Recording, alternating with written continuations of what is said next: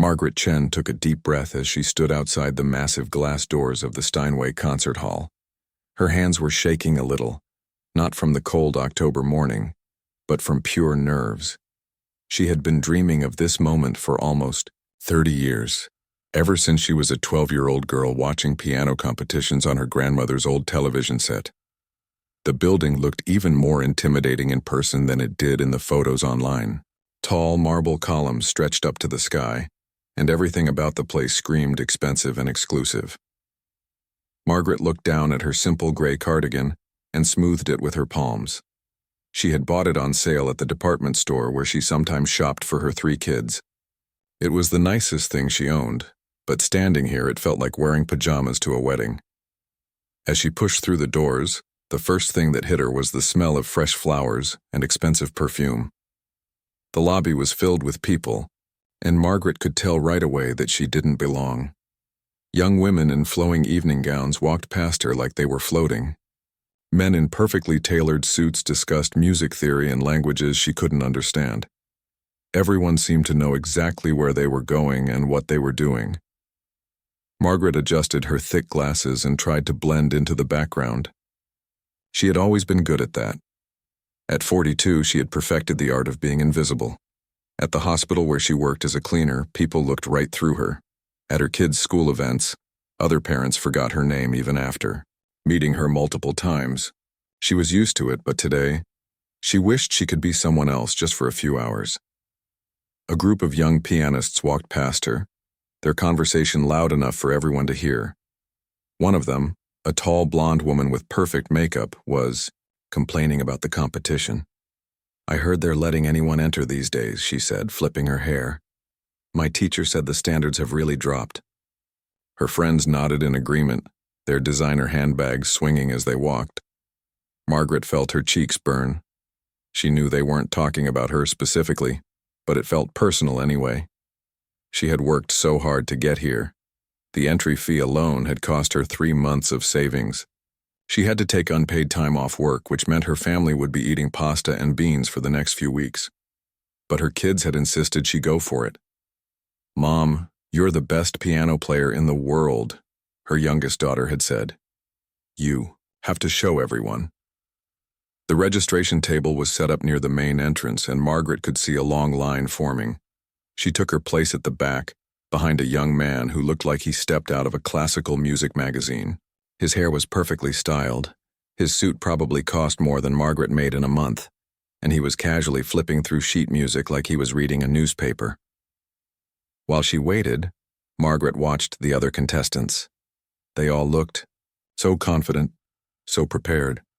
Many of them had small entourages with them, people Margaret assumed were teachers, managers, or family members. She thought about her own family back home. Her oldest son had to work at the grocery store. Her daughter had a school project due tomorrow, and her youngest was probably eating cereal for dinner because Margaret wasn't there to cook.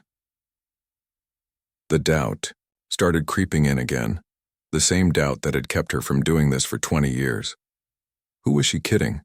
She was just a hospital cleaner who played piano as a hobby. These people were professionals. They had studied at fancy music schools, had private teachers, and performed at concert halls around the world. Margaret had learned to play on her grandmother's old upright piano in a tiny apartment above a bakery. But then she remembered why she was here. It wasn't just about the competition. It was about proving to herself that all those years of practice meant something. Every night after her kids went to bed, she would sit at their old piano and play. The piano had been a wedding gift from her ex-husband, one of the few good things he had left behind when he walked out on them 8 years ago. The music had kept her sane during the hardest times. When the bills piled up and she didn't know how she would pay rent, she played. When her youngest daughter was sick and the medical bills seemed impossible, she played. When she felt like giving up on everything, the piano was always there waiting for her. Her grandmother had taught her that music wasn't about being perfect or impressing people. "Music comes from the heart," she used to say in her broken English. "If your heart is full, your music will be full too." Margaret's grandmother had escaped from China during the war with nothing but the clothes on her back and her memories of the songs her mother used to sing. She never owned a piano until she was 60 years old, but she played like someone who had been born to make music. The line moved forward and Margaret found herself getting closer to the registration table. She pulled out her acceptance letter, the one she had read probably 100 times since it arrived. When she first applied, she never thought she would actually get accepted. She filled out the application on a whim after seeing an advertisement in a music magazine at the library.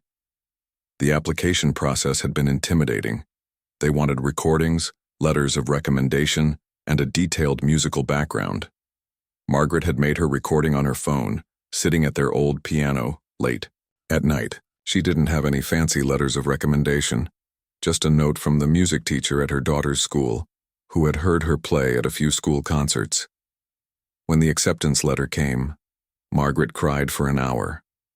Not sad tears, but tears of pure joy and disbelief. Someone thought she was good enough to compete with real musicians. Someone believed in her talent, even if she sometimes didn't believe in it herself. Now, standing in this beautiful concert hall surrounded by people who looked like they belonged here, Margaret wondered if it had all been a mistake. Maybe they had mixed up the applications. Maybe they meant to send the letter to someone else. A woman in front of her turned around and smiled. She was probably in her 30s, with kind eyes and a warm expression. "First time here?" she asked, and Margaret nodded. "Me too," the woman continued. "I'm terrified. I've been practicing for months, but seeing all these people makes me feel like I learned piano yesterday." Margaret felt a little better knowing she wasn't the only one who was nervous. "I've been playing for most of my life," she admitted, "but this is definitely the biggest thing I've ever done." The woman introduced herself as Lisa, and they chatted quietly while the line moved forward. Lisa was a music teacher from a small town, and like Margaret, she had never competed at this level before. It was nice to find someone who understood how overwhelming everything felt.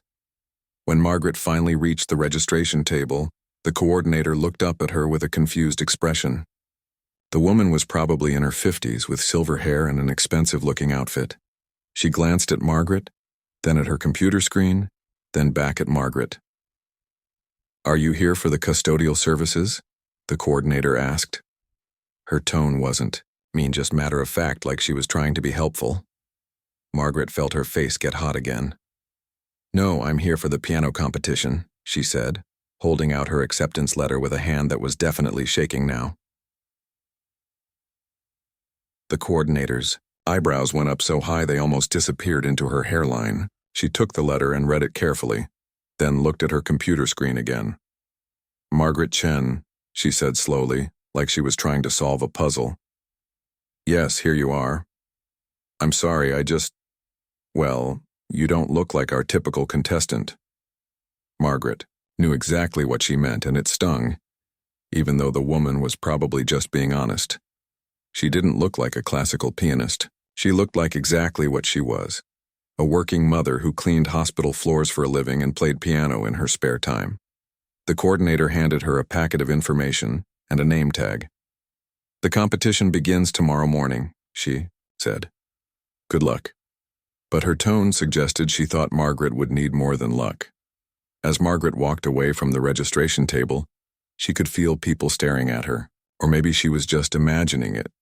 Either way, she felt more out of place than ever. She found a quiet corner where she could sit and look through her information packet without drawing attention to herself. Tomorrow, she would sit at a grand piano in front of hundreds of people and play the piece she had been practicing for months. Tomorrow, she would find out if all those years of dreaming and hoping had been worth it. Tomorrow, she would discover whether a hospital cleaner from a small town could really compete with the best pianists in the world. But tonight, she was just a nervous woman in a gray cardigan, trying to convince herself that she belonged here. Margaret spent the night at a small hotel 3 blocks away from the concert hall. She couldn't afford anything fancy, but the room was clean and quiet. She barely slept, going over her piece in her head again and again. Every time she closed her eyes, she could hear the music, her fingers moving across imaginary keys on the scratchy hotel bedspread. The next morning, she arrived at the concert hall early. The competitors were supposed to gather in a large room behind the main stage, what they called the green room. even though the walls were actually painted a soft cream color. Margaret had never been in a green room before, but she had seen them in movies about musicians and actors. When she walked in, carrying her small purse and the folder with her sheet music, the room was already buzzing with activity. Groups of people were scattered around the space, some sitting on the plush chairs, others standing near the large windows that looked out onto the city. The morning light streamed in, making everything look golden and important. Margaret found an empty chair in the corner and sat down quietly. She liked corners.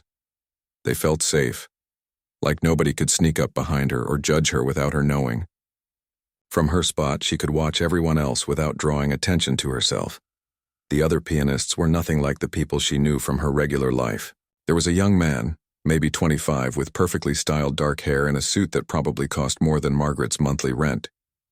He was holding court with a small group of admirers, speaking in rapid French about something that made them all laugh.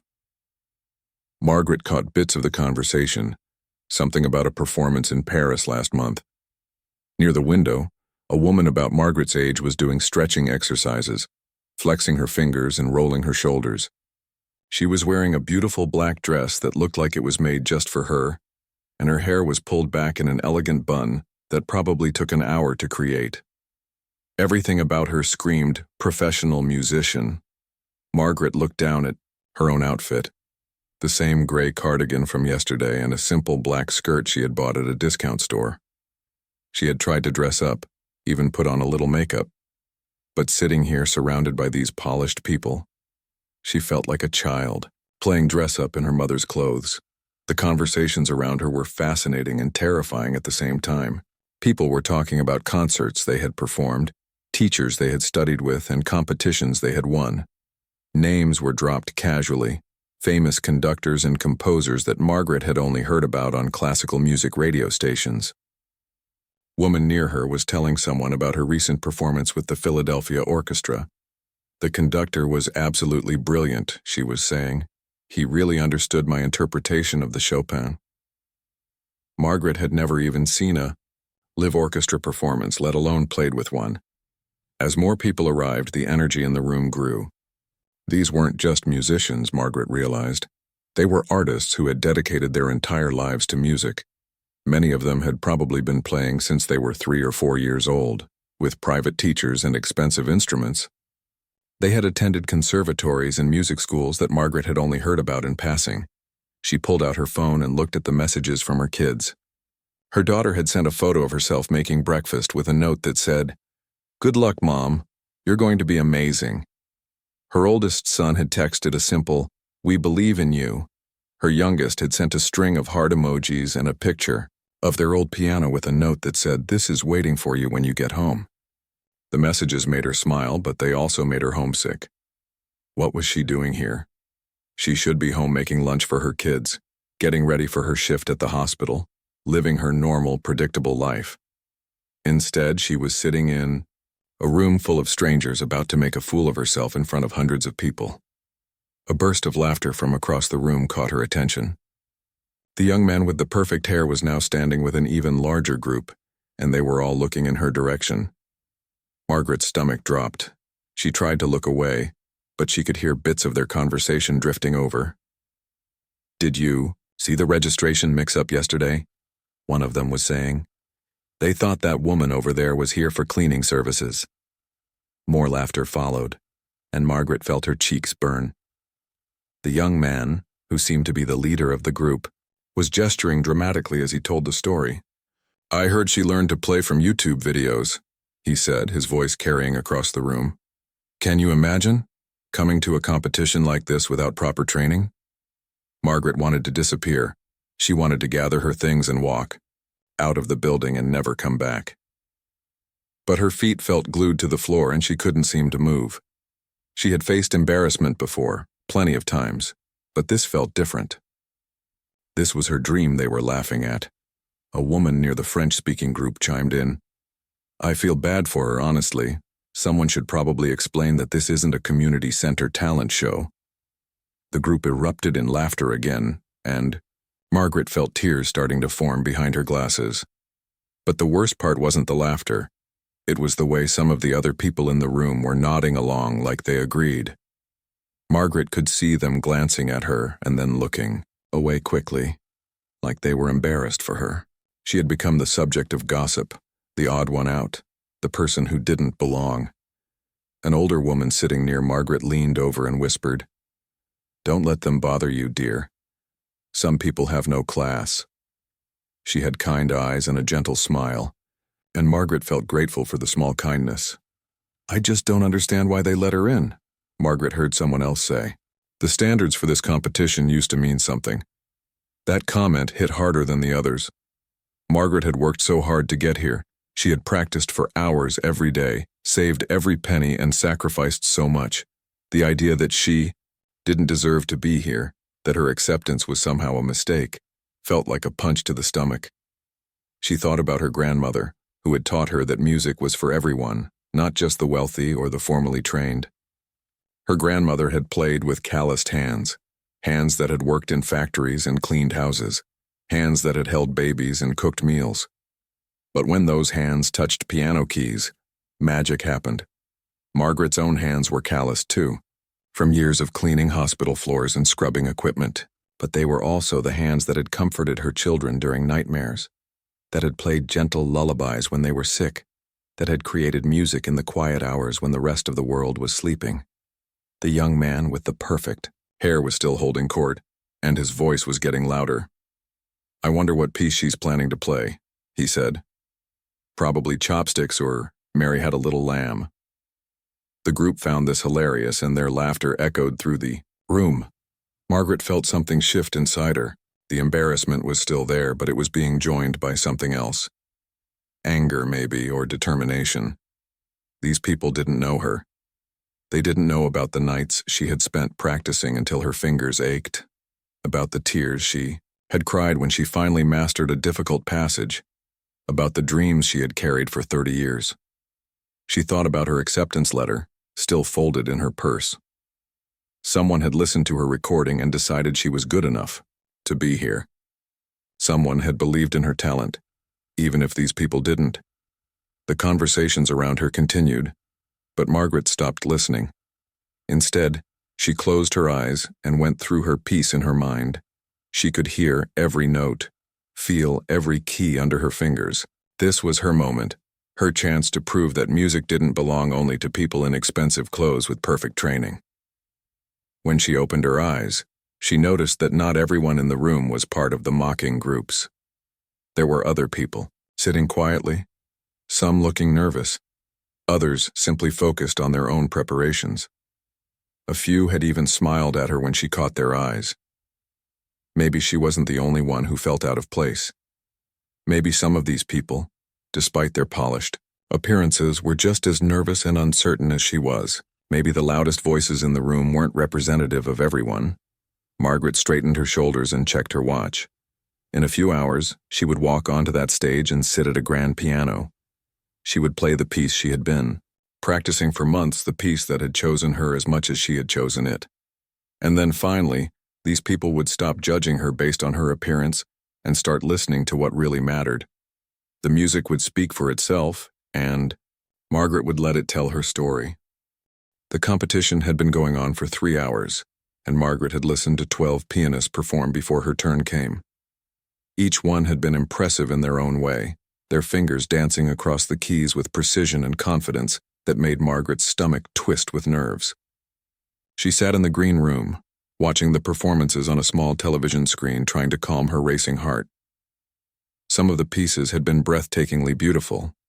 A young woman from Japan had played a Chopin piece that brought tears to Margaret's eyes. A man from Germany had performed Bach with such mathematical perfection that it felt like watching a master craftsman at work. Each performance reminded Margaret of just how talented these people were, and how different she was from all of them. The young man with the perfect hair, who she had learned was named Alexander, had performed about an hour ago. His piece had been technically flawless, every note crisp and clean, every passage played with the kind of confidence that comes from years of elite training. The audience had applauded enthusiastically, and when he returned to the green room, people crowded around him to offer congratulations. Margaret had stayed in her corner, watching it all unfold like a movie she wasn't really part of. Her hands were sweating, and she kept wiping them on her skirt, hoping they would be dry when her time came. She had been carrying her sheet music folder all day, even though she knew the piece by heart. It felt like a security blanket, something familiar to hold on to in this strange, intimidating world. Contestant number 13, Margaret Chen, came the announcement over the intercom. Please report to the stage entrance. Margaret's heart jumped so hard she thought it might burst out of her chest. This was it. After 30 years of dreaming, after months of practice, after sacrificing so much to get here, her moment had finally arrived. She stood up on shaky legs, her folder clutched tightly in her hands. The room seemed to blur around her as she made her way to the door. Behind her, she could hear the conversations continue, but they sounded muffled and distant, like she was hearing them from underwater. A stage manager was waiting for her at the entrance to the main hall. He was a middle-aged man with a kind face and a headset wrapped around his neck. "First time performing here?" he asked, and Margaret nodded, not trusting her voice to work properly. "It's always nerve-wracking," he said with a reassuring smile. "But once you sit down at that piano, everything else disappears, trust me."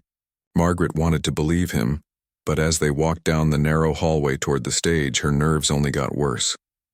She could hear the murmur of the audience through the walls, hundreds of voices creating a constant buzz of sound. How many people were out there? She had tried not to think about it, but now it was impossible to ignore. They reached a set of heavy black curtains, and the stage manager stopped. "When I give you the signal, walk straight to the piano," he said. "Take your time getting settled. Adjust the bench if you need to. The audience will wait." He paused and looked at her more closely. "You're going to do great, I can tell." Margaret wished she felt as confident as he seemed to think she should. Through a gap in the curtains, she could see the stage. It was enormous, much bigger than she had imagined. The grand piano sat in the center, gleaming black under the bright stage lights. It looked like something from a palace, not like the old upright piano she was used to playing at home. Beyond the piano, she could see the audience, row after row of people, more than she had ever performed in front of before. There were the other competitors sitting in a special section near the front. There were judges, their notebooks and pens ready to record their thoughts about her performance. There were music lovers and critics and people she couldn't begin to identify. "Ready?" the stage manager asked. And before Margaret could change her mind, she nodded. The curtains parted, and suddenly she was walking across the stage. Her footsteps echoed in the vast space, each one seeming louder than the last. The lights were so bright she could barely see the audience, but she could feel their eyes on her. Hundreds of people all watching her every move. She could hear whispers rippling through the crowd. "Is that really a contestant?" someone asked. "She looks like she's lost," said another voice. Margaret kept walking, her eyes focused on the piano bench, trying to block out everything else. When she reached the piano, she set her folder down on the small table beside it, even though she wouldn't need it. Her hands were shaking so badly she was afraid people could see it from the audience. She pulled out the bench and sat down, just like she had done thousands of times at home, but nothing about this felt familiar. The piano was magnificent up close. The keys were perfectly white and black, not yellowed with age like her piano at home. When she placed her hands on them, they felt smooth and responsive, like they were eager to make music. For just a moment, her nerves settled a little. This was still a piano, still the instrument she had been playing for most of her life. She adjusted the bench, moving it forward just a few inches. In the audience, she could hear someone chuckle, probably at how careful and uncertain she seemed. A few rows back, she caught sight of Alexander and his group of friends. They were watching her with expressions that ranged from amused to dismissive, like they were waiting for entertainment. Margaret closed her eyes and tried to remember why she was here. This wasn't about impressing people who had already decided she didn't belong. This wasn't about proving anything to critics or judges or other pianists. This was about the music, about the peace that had been living in her heart for months, waiting for this moment to be born. She thought about her grandmother, who had never performed on a stage like this but who had filled their small apartment with music every day. She thought about her children, who had believed in her even when she didn't believe in herself. She thought about all the nights she had played this piece alone in her living room, with only the moon for an audience. The program listed her selection as Rachmaninoff's Piano Concerto No. 2 in C minor. When the announcement had been made, she had heard several people in the audience gasp. It was one of the most challenging pieces in the classical repertoire, a piece that demanded not just technical skill, but emotional depth and physical endurance. Margaret had chosen it not because she wanted to show off, but because it spoke to her in a way no other piece ever had. The first time she had heard it on a classical music radio station during a late-night shift at the hospital, she had stopped what she was doing and just listened. The music seemed to tell the story of her own life, full of struggle and beauty, pain and hope, all woven together into something transcendent. Learning to play it had been the hardest thing she had ever done musically. There were passages that had taken her weeks to master, sections that had made her cry with frustration. But gradually, note by note, measure by measure, she had made it her own. Now, sitting at this beautiful piano in front of all these people, she could feel the piece waiting inside her, ready to emerge. Her hands were still shaking, but they found their way to the correct position on the keys. The audience grew quiet, that special kind of silence that comes just before music begins. Margaret took one last deep breath and let everything else fall away. The critics, the judges, the other contestants, even her own fears, they all faded into the background. There was only her, the piano, and the music that was about to transform this moment into something neither she nor anyone in the audience would ever forget. In that silence, with her hands poised above the keys, Margaret finally understood what her grandmother had tried to teach her all those years ago. Music wasn't about being perfect or impressing people. It was about opening your heart and letting the world hear what was inside. Margaret's fingers touched the keys, and the first note rang out into the silent hall. It was soft, almost hesitant, like a question being asked in the darkness. The opening of Rachmaninoff's Piano Concerto No. 2 always began this way, with a melody that seemed to search for something just out of reach. In the audience, people shifted in their seats. Some had their programs open, following along with the printed description of the piece. Others sat back with their arms crossed, their expressions showing they were still skeptical about this plain woman who had somehow found her way onto their stage. But as Margaret continued playing, something began to change in the room. The melody she was creating wasn't just technically correct, it was alive. Each note seemed to carry weight, meaning emotion that went beyond the simple act of pressing keys. The music floated through the hall like a gentle wind, touching everyone who heard it.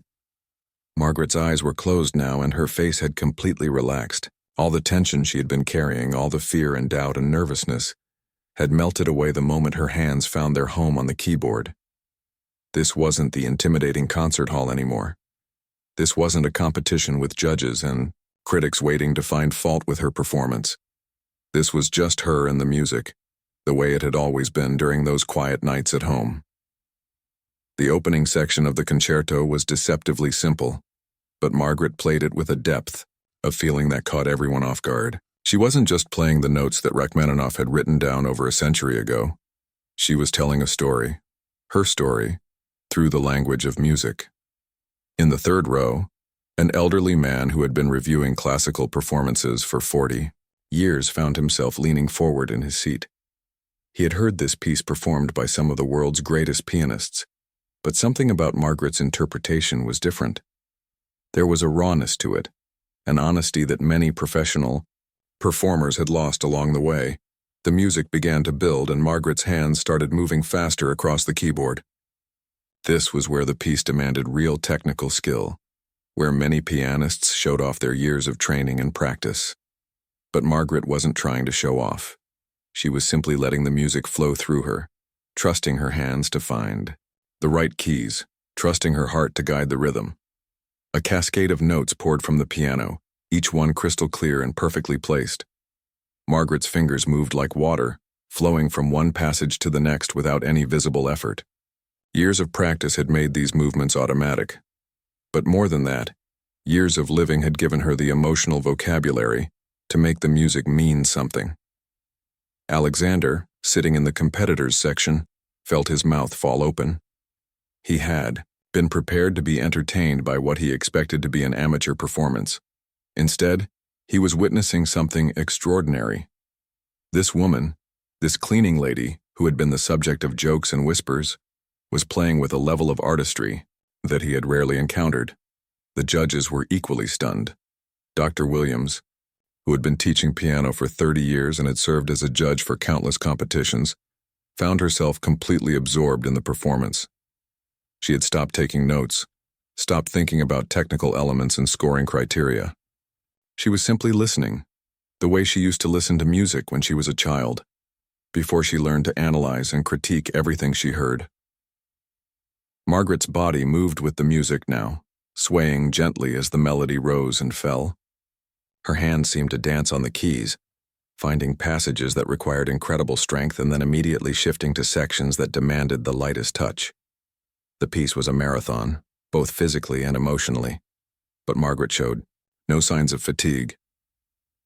In the audience, people were having their own private experiences with the music.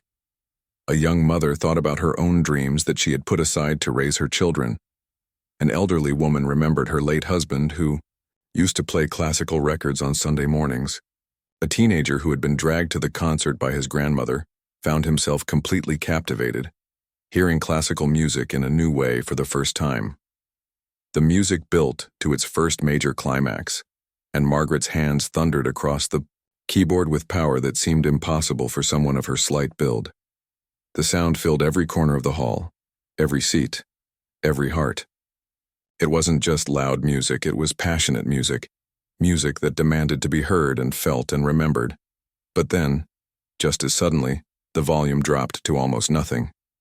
Margaret's hands moved delicately across the keys, creating a melody, so tender and beautiful that several people in the audience felt tears forming in their eyes. This was the heart of the piece, the moment where all the technical brilliance had to serve something larger than itself. Margaret thought about her grandmother in this quiet section, about the lullabies she used to play on her old piano. She thought about her children, about the nights she had played softly while they slept, about the way music had been her companion through all the difficult years. Every emotion she had ever felt seemed to flow through her fingers into the keys. The piece demanded everything from her now. Her hands flew across the keyboard, creating passages of incredible complexity that most pianists spent years perfecting. But Margaret had spent years living, and that experience infused every note with meaning. She wasn't just executing a difficult piece of music. She was sharing her soul with everyone in the room. A woman in the back row pulled out her phone and started recording, even though it was against the rules. She couldn't help herself. She knew she was witnessing something special, something that needed to be preserved. Others around her were doing the same thing, breaking the formal etiquette of the concert hall because they sensed they were part of a moment that would never come again. The music soared and dipped, raged and whispered, laughed and cried. Margaret's face showed every emotion the piece demanded, her expressions changing as naturally as breathing. She wasn't performing anymore. She was living the music, becoming one with it in a way that few artists ever achieve. In the competitors section, other pianists were watching with a mixture of admiration and disbelief. Some of them had studied this piece in conservatories, had dissected every measure and analyzed every harmonic progression, but none of them had ever made it sound like this, like it was being created for the first time, fresh and new and impossibly moving. The final section approached, the part where everything comes together in a triumphant conclusion. Margaret's entire body was involved now, her shoulders moving with the rhythm, her face glowing with joy and effort. The music demanded everything she had to give, and she gave it willingly, completely, without reservation. The last few measures built to the final climax, and Margaret's hands moved with grace and power across the entire keyboard. The sound was magnificent, filling the hall with music that seemed to lift everyone present out of their ordinary lives and into something transcendent. And then, with one final decisive chord, the music stopped. The silence that followed was profound, Complete. Almost sacred. Margaret sat at the piano with her hands still on the keys, her eyes still closed, breathing heavily from the exertion. For a moment, nobody moved. The entire audience seemed to be holding its breath, not wanting to break the spell that had been cast over the room. Margaret opened her eyes and looked out at the sea of faces staring back at her. For the first time since she had walked onto the stage, she truly saw them, and what she saw took her breath away. These weren't the skeptical, dismissive faces she had expected.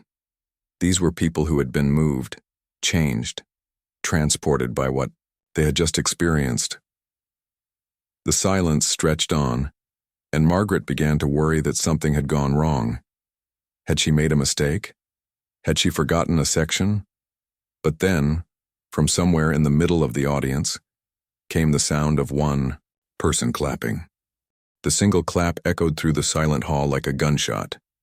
Then another person joined in, and another, until suddenly the entire audience erupted into thunderous applause. People weren't just clapping politely like they had for the other performers. They were on their feet, some shouting bravo, others wiping tears from their eyes, all of them completely swept away by what they had just witnessed. Margaret sat frozen at the piano bench, overwhelmed by the response. She had never heard applause like this, not even in her wildest dreams. The sound washed over her like a warm wave, and for a moment she couldn't quite believe it was real. These same people who had been whispering about her just an hour ago were now giving her a standing ovation that seemed to go on forever. In the competitors section, Alexander was among the first to stand. His face showed a mixture of shock, admiration, and what looked like genuine shame. Just that morning he had been making jokes about Margaret with his friends, dismissing her as someone who didn't belong in their world. Now he was clapping harder than anyone, his earlier arrogance completely forgotten. The elderly music critic in the third row was shaking his head in amazement as he applauded. In 40 years of reviewing performances, he had rarely been moved to tears, but Margaret's interpretation of the Rachmaninoff had broken through his professional detachment completely. He was already thinking about how he would describe this performance in his review, knowing that words would never truly capture what had happened in this hall. Dr. Williams, the head judge, had completely abandoned her scoring sheet. Her pen lay forgotten on her lap as she stood and clapped with enthusiasm that surprised even herself.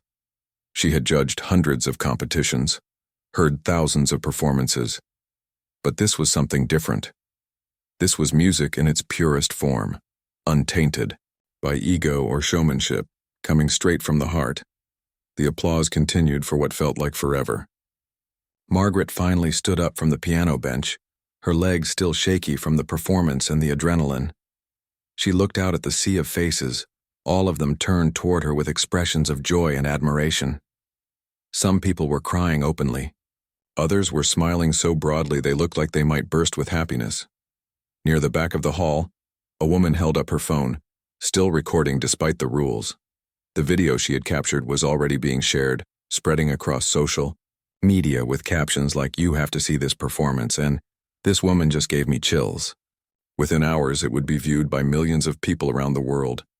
Margaret tried to bow gracefully, the way she had seen other performers do, but her emotions were too strong to maintain any pretense of formality.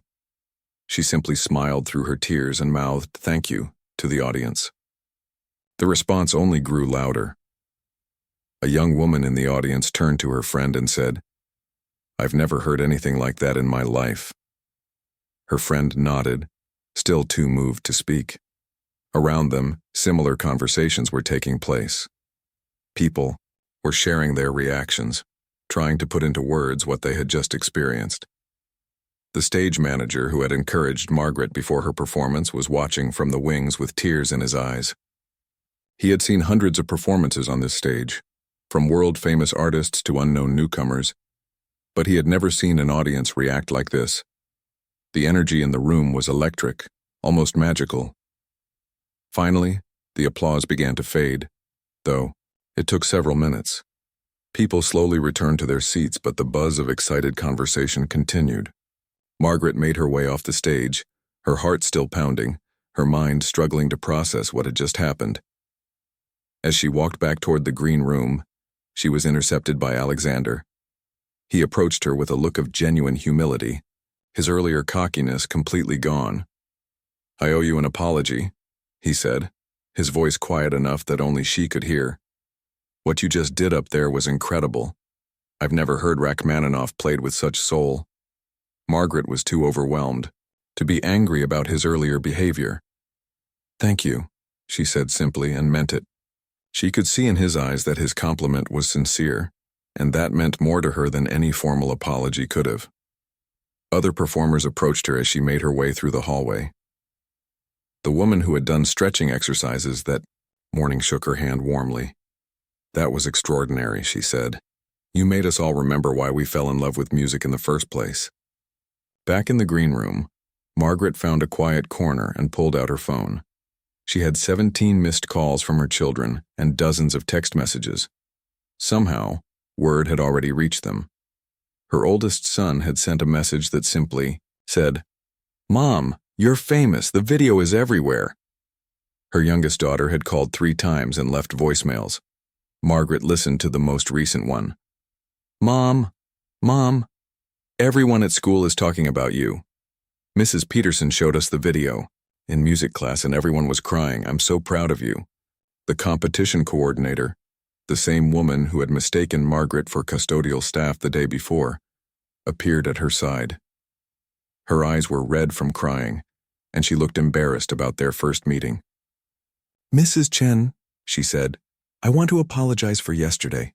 That was completely inappropriate of me. What you did today was extraordinary. In 30 years of organizing this competition, I have never seen anything like it." Margaret accepted the apology graciously, understanding that the woman was genuinely sorry. "It's okay," she said. "I know I don't look like most of the people who come here." "That's exactly the point," the coordinator replied. "Music isn't about how you look or where you come from. Today you reminded all of us of that." The remaining performances continued, but the energy in the hall had completely changed. Everyone who performed after Margaret was excellent in their own right, but they all seemed to be playing in the shadow of what had come before.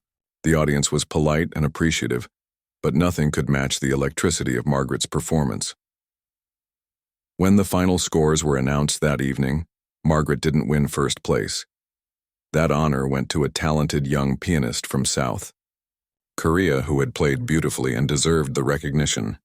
But Margaret's performance had won something much more valuable than a competition trophy. As the results were read, the announcer mentioned that one performance had received a special recognition from the judges. The Margaret Chen Award for Musical Excellence would be created to honor performers who brought exceptional emotional depth and authenticity to their music.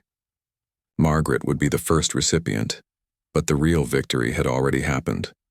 Videos of her performance were spreading across the internet faster than anyone could have imagined. Comments poured in from people around the world who had been moved by her music.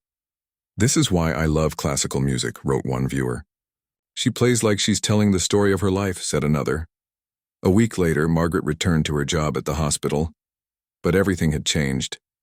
Her colleagues treated her with new respect, calling her the famous pianist instead of just Margaret from the cleaning crew. Her children walked taller at school, proud to tell everyone that their mother was the woman in the viral video.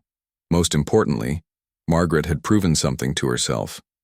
She had shown that dreams don't have expiration dates, that talent isn't limited by age or appearance or circumstances. She had taken her place on one of the world's most prestigious stages and reminded everyone present that music, at its heart, is about the human spirit. The old piano in her living room was still waiting for her when she got home, just as her youngest daughter had promised.